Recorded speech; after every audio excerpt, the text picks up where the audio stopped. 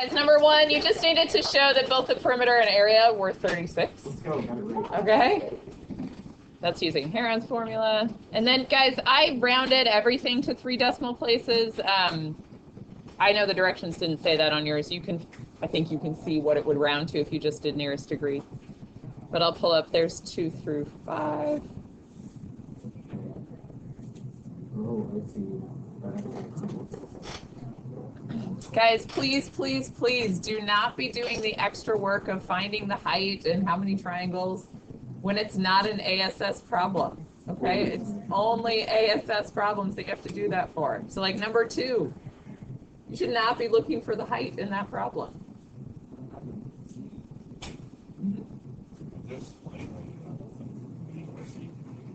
For which one? Sure. So if I'm doing B, I did 11 squared minus 6 squared minus the A squared that I stored, -2 times 6 times A, and then it was inverse cosine of all of that, and that gave me B. And then add up to 180. Okay.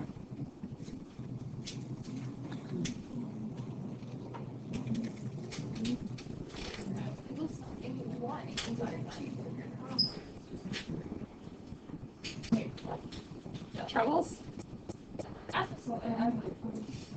Figure out what the question is, so I need a second. Okay, formulate it first, and then yes. If you need to just start talking to formulate it, that's okay. Sometimes that helps. I think what you say again about how you just need to know track down. So first, are you okay picking out like, oh, this is ASS, this isn't? You're okay with that? All right. So like number 3, so when you draw it, make sure you've got your rope and your tree in the right spot. And then I found the height to be like about 15. Okay. Then I'm just looking at the rope compared to the height. If the rope is less than the height, you automatically know it's no triangle. Okay. Was that answering what you needed? Okay, perfect. Yeah, Brandon.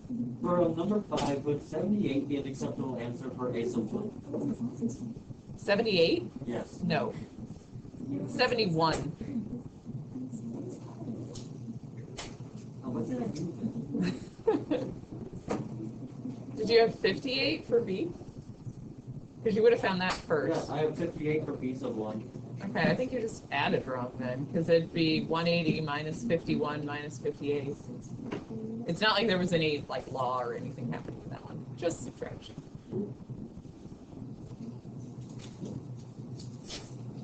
All right, what else on the front, guys? Did we do pretty okay on the front? For number 4, I was like trying to do the area and stuff. What? I don't know why. And then I forgot like side existed. Oh dear. I got it. You got there, okay. All right, guys. My problem says 60.5, but this was 60. Yeah, I was gonna say that's not the right length. That's the first thing I noticed, is that was not the right length. I know. Ah. I noticed it. I just didn't go off.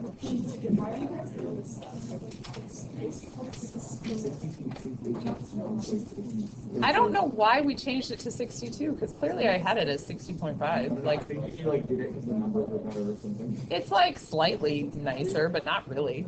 So yeah, I don't know. I need to switch it back because 60 feet 6 inches is not 62 feet. All right, guys. Biggest thing on this one: if you didn't recognize where the 45-degree angle was here, this problem, you just kind of were stuck. I figured. We know that this is not a right angle around the pictures now. Okay, no, I think we can see that. Recognize these are right angles. So if I am splitting that directly into home plate, that is going to create a 45-degree angle. Then you can use your law of cosines for that. Are we okay with that one? Okay, but yeah, seeing that 45 degrees was key. Now, part B, did anybody have 89 degrees as their answer? Did you use law of sines? What do we need to remember about law of sines? No? What will inverse sine never give me? An obtuse angle. So we started with law of cosines. Remember I said you have to be really careful if you're going to switch to law of sines in the middle of a problem, and you can't find the biggest angle with law of sines, because potentially it should be obtuse. So you would need to solve this one with law of cosines, because that angle around the pitcher's mound is the largest angle. So it works nice. It gives you a lovely answer of 89 degrees. It gives you the supplement of what your answer actually is. Okay.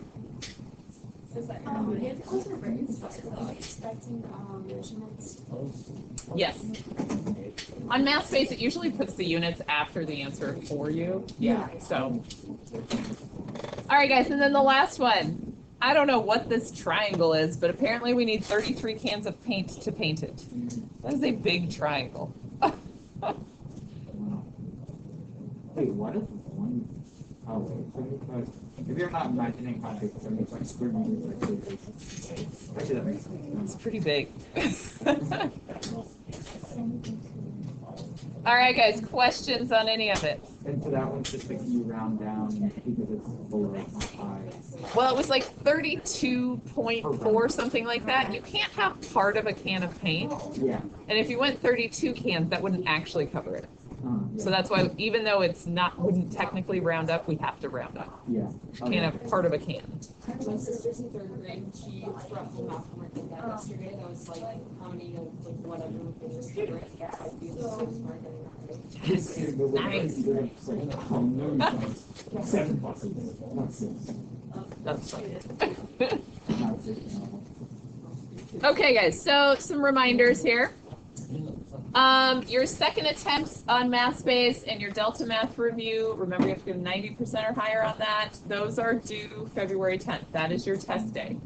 Tuesday, remember, will be a work day for you, so you'll have lots of time in class to get those done as well. I posted extra practice on MathSpace, so each of the 6-1, 6-2, 6-3, there was the original assignment, there's the second attempt on them, and then I posted essentially a third attempt that's just called extra practice. It's not for a grade, but it's just if you want to keep doing the math-based problems, since that's what your test is. You know, it's what it's going to look like. So doing the, the extra practice on Schoology is good for reviewing the concepts, but as far as what's actually going to be on your test, the MathSpace is what it is going to be. Okay? So those are just like bonus things. And then somebody earlier asked about the retakes. So your retakes for Unit 5 and 6, those are both happening on February 16th, which is a Wednesday. That Monday, you'll have an opportunity in class to ask questions, work on corrections, all of that stuff. Hopefully everybody just crushes Unit 6 and no one needs to retake that, right? That's the plan. I just need a wall of stars after Unit 6, okay? You just had a huge explosion of your color. Yeah. I would like that. I forget, what color are you guys? Purple. Purple. Okay, we need a big blob of purple. What are we on, Unit 6? Oh. So there's been 5 tests so far, yeah. There must have been a test where nobody got one. Oh dear.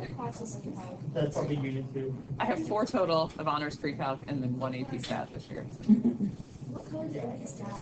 I think they're green. Yeah.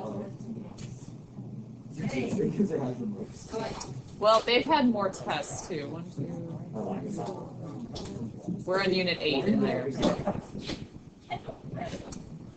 But guys, the Delta Math retake reviews are up. Please don't confuse which review you're supposed to do, okay? The one that just says Unit 6 review, that's the regular one. The one that says Unit 6 retake review is for the retake, okay? Don't do that one when you mean to do the other.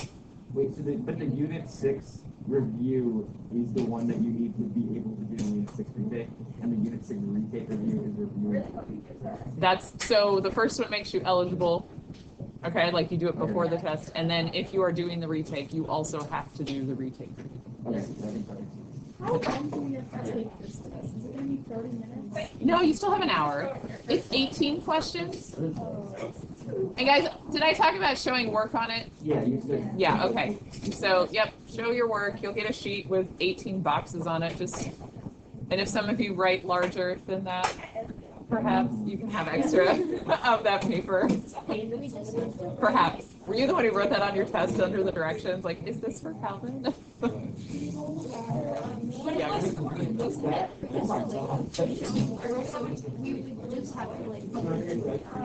Yeah, just show me like your setup. Yeah, not like I multiplied this out and got this decimal. That's not what I want. I just want to see the setup. Sorry. So it is